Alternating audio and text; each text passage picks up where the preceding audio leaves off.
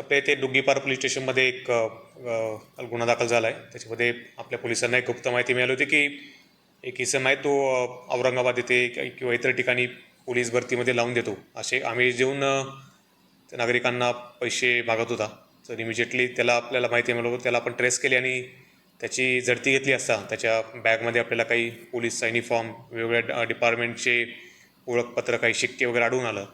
त्याला आपण इंट्रॉगेशन केले असता त्याने ते कबुली दिली की तो असे खोटे आमिष दाखवत्या लोकांना की पोलीस भरतीमध्ये लावून देतो आणि त्याचे पैसे उकळत आहे.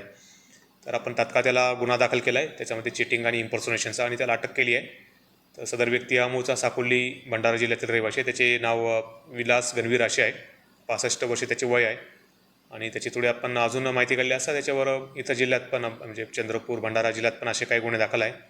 तर एकंदरीत असं भरतीचे खोटे आमिष दाखवून फसवणूक करणारा व्यक्ती दिसत आहे.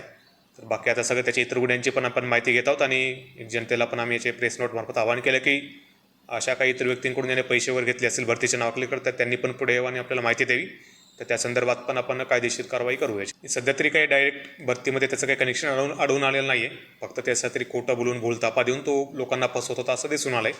तर आता पुढचा आपला तपास अजून त्यामध्ये सुरू आहे. त्याचे मोबाईलचे कॉल रेकॉर्ड्स वगैरे, त्याचा मोबाईलचा डेटा ते काढून आपण तसं काय आपल्याला आढळल्यास ते पण आपण बॅकग्राऊंडमध्ये एक वय बघितलं तर तो एक ज्येष्ठ नागरिकच आहे आणि थोडा क्रिमिनल बॅकग्राऊंडच दिसत इतर जे गुन्हे आपण बघितले.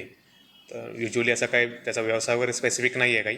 तर याच्यामध्येच तो इन्वॉल्ड दिसत आहे अशा कारनाम्यांमध्ये. आणि फसवणुकीसंदर्भातच गुन्हे दाखल आहेत. तर आपण त्याचा पूर्ण आता क्राईम चार्ट वगैरे तयार करणार आहोत आणि तत्कालीन तिथले जे गुन्हे दाखल आहेत त्यांना पण आपण पत्र व्यवहार करणार आहोत की इथे पण असा गुन्हा दाखल झाला आहे, जेणेकरून सगळीकडे एक याविषयी एक जागरूकता यावी आणि इतर ठिकाणी पण गुन्ह्यांना प्रतिबंध व्हावा.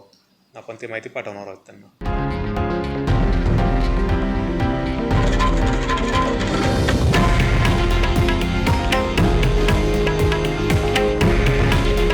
हे आहे देशातील नंबर 1 न्यूज नेटवर्क आणि आपण पाहत आहात TV9 मराठी. काळजी तुमची, हित महाराष्ट्राचं.